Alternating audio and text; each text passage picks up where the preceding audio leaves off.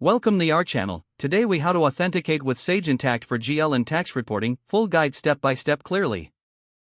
To begin authenticating with Sage Intacct for general ledger and tax reporting, first, navigate to the Sage Intacct login page. Enter your company ID in the designated field. Next, input your user ID and password. Click on the login button to access your account. Once logged in, locate the API section in the Sage Intacct dashboard. Select the API Explorer option from the menu. In the API Explorer, choose the relevant API version for your needs. Now, you'll need to generate an API key. Go to the Company section and find the API Keys tab. Click on New API Key to create your key. Fill in the required fields such as name and description. After completing the fields, click Save.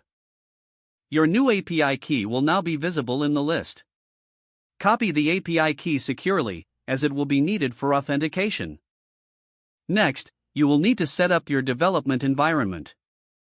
Install a suitable HTTP client for your programming language. For example, you might use Postman for REST API calls. Set up a new request in your HTTP client. Choose the POST method for your request.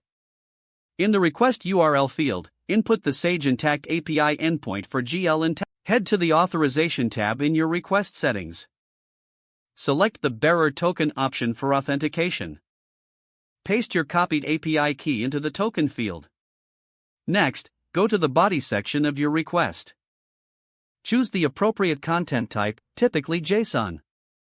Construct the JSON request body with necessary parameters for GL and tax reporting. Make sure to include correct field names and values according to the Sage Intacct API documentation. Once your body is set up, review all fields for accuracy. Don't forget to like this video and subscribe to our channel for more step-by-step tech guides.